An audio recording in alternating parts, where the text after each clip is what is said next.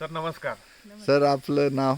माझं नाव सुमंत सुधीर महाजन, राहणार अकोट, जिल्हा अकोला. अच्छा. आणि तसं सध्या मुंबईला मी व्यवसाय म्हणजे माझं नोकरी आहे सिस्कोमध्ये आणि माझा व्यवसाय सोलर प्लांटचा. मॅडम आपला परिचय? मी जुई सुमंत महाजन, राहायला मुंबईला आहे आणि अकोट येणं जाणं वरच्यावर सगळं घरचं आणि आपला जो व्यवहार आहे तो बघणं आणि मदत करणे बाकी काही. सर काय वाटलं इथं आल्या? म्हणजे आम्ही बांबूविषयी ऐकलं होतं, मला खूप पाहायला वेळ नाही मिळत, पण म्हणून आम्ही ठरवलं की बाबा नुसतं व्हिडिओ पाहण्यापेक्षा तिथे जाऊन प्रत्यक्ष पाहावं. आणि पाहून आम्ही तर एकदम चकित झालो, कारण बांबू म्हणजे आम्हाला शेताच्या बांधावर उगवलेले, एकमेकात गुंतलेले, दिसायला घाणेरडे, तोडायला कठीण, ही आमची बांबूबद्दलची संकल्पना जी होती ती संकल्पना बदलली. किंवा की बाबा रिसॉर्टमध्ये बांबू शोपीस म्हणून किंवा वापरतात. रिसॉर्टमध्ये शोपीस एवढंच आम्हाला माहिती आहे. तर बाबा बांबूला एक पीक म्हणून घेऊ शकतो, त्याचा उपयोग आपण शेतीतून उत्पन्न घेण्याकरता करू शकतो, हे इथे येऊन थोडासा आम्हाला कॉन्फिडन्स आला. आता तो प्रत्यक्षात कसा उतरवता येईल आणि त्याच्यातून कसा फायदा करून घेता येईल हे आता तुमच्याकडून मार्गदर्शन घेऊन पुढे आम्ही करायच्या प्रयत्नात आहोत.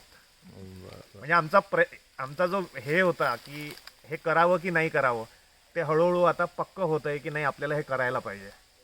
मॅडम तुमचं काय मत? नाही अगदीच, म्हणजे इथे येण्यापूर्वी जरा थोड्या मनात शंका चालू होती, म्हणतात ते बांबूचं वगैरे बघूया, पण इथे आल्यानंतर एकदम मन प्रसन्न झालं आणि जशी कल्पना होती तसं म्हणजे आता लगेच घ्यावंसं वाटतंय की आपण हे करू शकतो, करायला हरकत नाही. कारण बेसिकली आम्ही राहतो मुंबईला, आमची शेती आमच्यापासून जवळपास 600 किलोमीटर दूर आहे.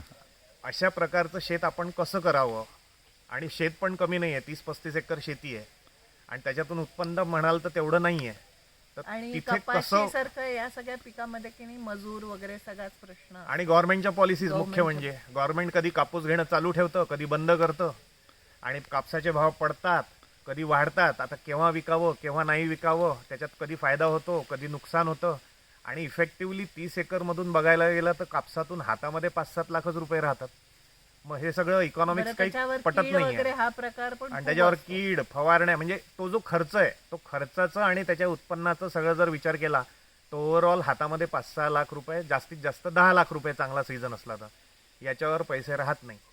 तर हे सगळं करण्यापेक्षा जर असं बांबूचं वन डेव्हलप केलं आणि त्याच्यातून आयदर पॅलेट्स बनवले जसं तुम्ही सांगताय आणि मार्गदर्शन देताय, किंवा हे नुसते बांबू जरी विकले तरी याच्यामध्ये खर्च कमी आणि त्याच्यातून कंटिन्युअस बांबू विकून उत्पन्न होत राहील याची आम्हाला आता खात्री वाटायला लागली आहे पाहून.